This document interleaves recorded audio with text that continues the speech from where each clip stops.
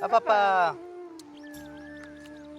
তো বন্ধুরা, আমরা রোজানার মতো আজকেরও আমার ছেলেকে নিয়ে ঘুরতে বেরিয়েছি। তাই ভাবলাম তোমাদের সঙ্গে একটু শেয়ারও করি যে আমরা কীভাবে ঘুরি রাস্তায়। দেখো, আমাদের এটা কিন্তু সরাসরি কিন্তু ফাঁকা একটা রাস্তা। এই দেখো, এই পাশেও ফাঁকা রাস্তা, আর আমাদের পিছন দিকেও দেখো ফাঁকা। মানে এখন কোনো লোক নেই আর কি, এখন বিকেল টাইম।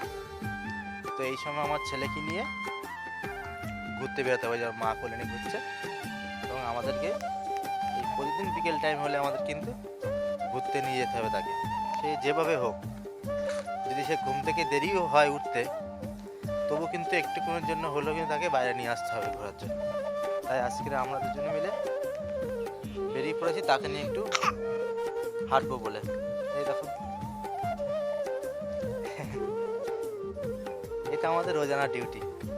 যদি আমি কখনো নাও থাকি, যদি আমি বাইরে থাকি, তবু কিন্তু ওর মাকে রোজ একই রকমভাবে কিন্তু নিয়ে তাকে হেঁটে বেড়াতে হবে। এই দেখো।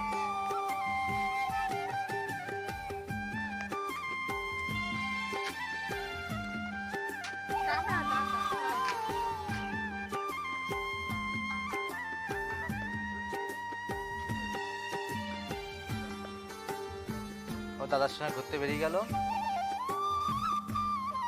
আমরা একটু সামনের দিকে হাঁটি।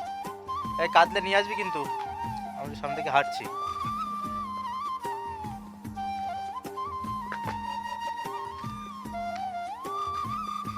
ও দাদা একটু নিয়েছিল, তা ও দাদার কাছে থাকলো না।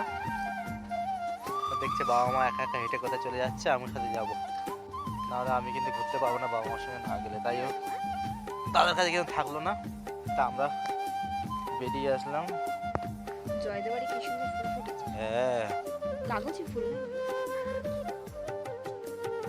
এবার একটা দাদা আসছে। হ্যাঁ। ও এ, তোদের বাড়িতে ভালো ফুল ফুটেছে তো।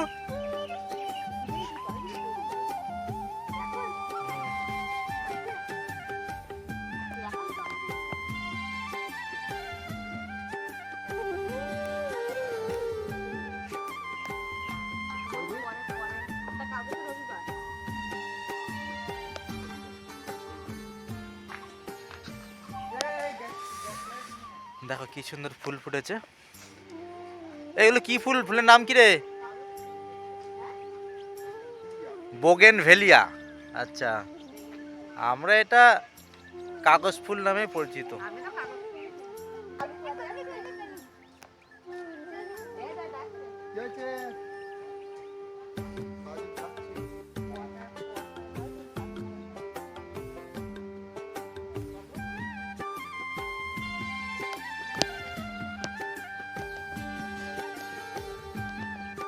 এই ডাল লাগালে হয়?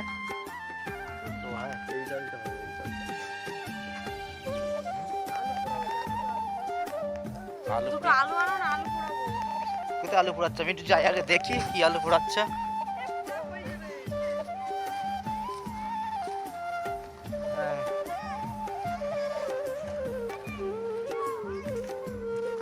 তো এখানে বন্ধুরা সামনে আলু পোড়াচ্ছে। ছোটবেলার সেই আনন্দটা কিন্তু দেখা যাচ্ছে, এরা করছে। তো চলো একটু ওদের ওখানে গিয়ে একটু সামিল হই, গিয়ে দেখি ওরা কি করছে।